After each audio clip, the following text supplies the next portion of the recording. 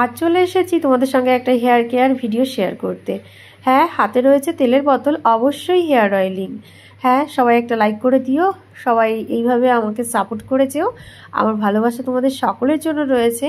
আর আমার হাতে রয়েছে সেই বিখ্যাত হেয়ার অয়েল, যেটা আমি স্ক্যাল্পে লাগিয়ে আমার এত বড় চুল বানাতে পেরেছি বন্ধুরা। তবে শুধুমাত্র অয়েল অ্যাপ্লাই করলে যে হেয়ার গ্রোথ হবে সেটা আমি বলবো না, এটা জেনেটিকও একটা ব্যাপার থাকে যেটা আমার রয়েছে। আর অনেক হেয়ার ফল হয়ে গেছে এই রেইনি সিজনে, তাই একটুখানি হেয়ার ফল রিপেয়ার করতে চলে এসেছি। আর রাত 12:30 বাজে, এখনও বাইকের হর্ন পাচ্ছ তোমরা। আমি কিন্তু বোবা নই। অনেকে আমাকে এরকম ভিডিও করতে দেখে বলো, দিদি ভাই তুমি কি বোবা? না, আমি বোবা নই, তার প্রমাণ অন্য ভিডিওতে দিয়ে দেব। আর এই রেইনি সিজনে না তোমরা সবাই weekly on time hair oiling করো, কারণ রেইনি সিজনে প্রচুর হেয়ার ফল হয় আর ঠিকঠাক হেয়ারগুলো ড্রাই করা সম্ভব হয় না ভেজা হেয়ারটা। তাই আমার মনে হয় যদিও বা শ্যাম্পু আমরা 3 টাইমস করে থাকি উইকলি, কিন্তু অয়েলিংটা অন টাইমে বেটার।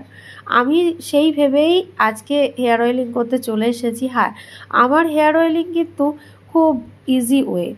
আমি অল্প তেল ইউজ করি আর সুন্দর করে স্ক্যাল্প সহ একদম চুলের ডগা পর্যন্ত মাসাজ করে নিই।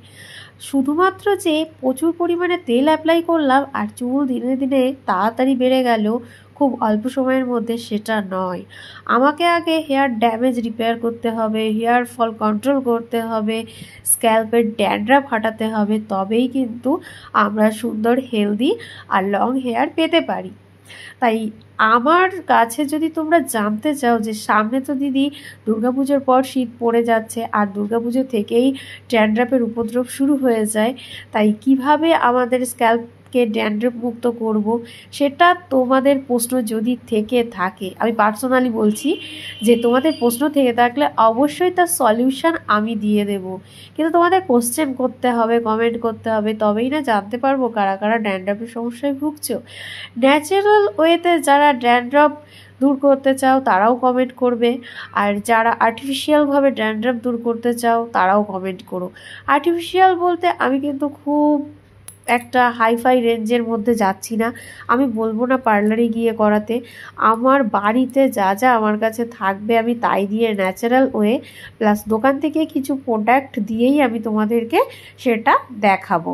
হ্যাঁ, আমি 100% সিউরিটি দেবো ড্যান্ড্রাফ মুক্ত স্ক্যাল্প তোমরা পাবেই পাবে।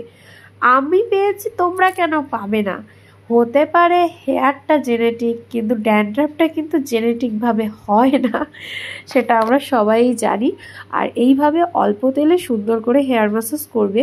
আর তোমরা অনেকেই বলেছো দিদি ডিপ হেয়ার অয়েলিং 100 গ্রাম হেয়ার অয়েল টাকে হেয়ারে অ্যাপ্লাই করতে। আমি ওসব পারি না, সত্যি বলতে আমি এত অপচয় পছন্দ করি না। তাছাড়া ওই 100 গ্রাম হেয়ার অয়েল হেয়ারে অ্যাপ্লাই করার পরে মানে ক্যামেরার ওপারে যে আমার কি অবস্থা হবে, এমনিতেই ঠান্ডার রুগী সবাই জানো, আর নারকেল তেল প্রচুর ঠান্ডা হয়। তাছাড়া ওই তেলটাকে আমার মাথা থেকে রিমুভ করতে গেলে কত পরিমাণে শ্যাম্পু অ্যাপ্লাই করতে হবে, তাতে শ্যাম্পু নষ্ট হবে আর প্রচুর পরিমাণে সময় যাবে, বেশিক্ষণ জলটাকে ইউজ করতে হবে, যার জন্য আমি ঠান্ডায় একদম জর্জরিত হয়ে যাব।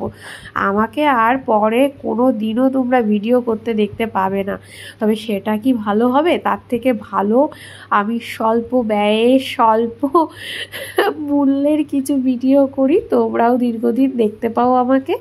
আর দেখো স্ক্যাল্পটা কতটা ফাঁকা হয়ে গেছে সেটাই তোমাদেরকে শেয়ার করছি। এই যে আমার ন্যাচারাল কমটা দেখাচ্ছি।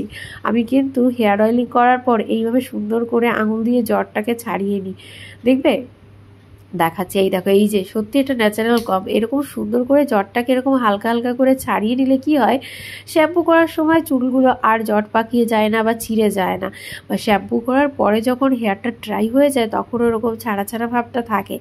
তাই আমি কিন্তু এইভাবে হেয়ার অয়েলিং করে সুন্দর করে চুলের জটটা এইভাবে আমার হ্যান্ডকম দিয়ে সুন্দর করে গুছিয়ে নিয়ে তারপর একটা বান বানিয়ে রেখে দিই। আর ভালো কথা, আমি কিন্তু 20 মিনিটস আমি কিন্তু অয়েলটাকে রেখে তারপর সুন্দর করে কিন্তু আমার প্রিয় শ্যাম্পু দিয়ে হেয়ার ওয়াশ করে নিই। মানে অয়েলটাকে হেয়ার থেকে রিমুভ করে নিই। তোমরা চাইলে ওভারনাইট রাখতে পারো, তবে বেনিফিট কিন্তু সেই একই। বেকার বালিশের টাওয়ালে তেল মাখানো, বেকার তেলটাকে অনেকক্ষণ রেখে দিয়ে ঠান্ডার প্রকোপ বাড়ানো, মানে শারীরিক অসুস্থতা বাড়িয়ে তোলা। তাই একদম আধা ঘন্টা থেকে 1 ঘন্টা রাখলে যথেষ্ট। আমি 1 ঘন্টা রাখতে পারি না, কিন্তু কিছু কিছু সময় কি হয়, আমি সকালে ঘুম থেকে উঠে আমার হেয়ারে অয়েলটা অ্যাপ্লাই করার পর আমি রান্না করতে চলে যাই, আর রান্না করতে করতে প্রায় 3-4 ঘন্টা কেটে যায়। আর সেদিন যা আমার অবস্থা হয় তা আর কি বলবো। আমি কিন্তু আজকেও কথা বলছি, তোমরা আমাকে যারা ফলো করো, ডেলি ভিডিও ফলো করো বিশেষ করে, তারা জানো যে আমার ভয়েসটা আজকে একটু চেঞ্জ লাগছে, একটু নাকে নাকে কথা বেরোচ্ছে। হ্যাঁ, এখনও ঠান্ডায় ভুগছি, আর হেয়ার ওয়াশ করতে হবে। ওয়েদারও বেশ ভালো মোটামুটি, আজকে হয়তো সুস্থ থাকবো। এইভাবে আমাকে ভালোবাসা দিয়ে যেও বন্ধুরা, আর আমার ভালোবাসা সবসময় তোমাদের সকলের জন্য রয়েছে। এইভাবে সাপোর্ট করো, ভালো থেকো, সুস্থ থেকো, আর কমেন্ট করো কেমন লাগলো আজকের ভিডিওটি। Tata, bye bye.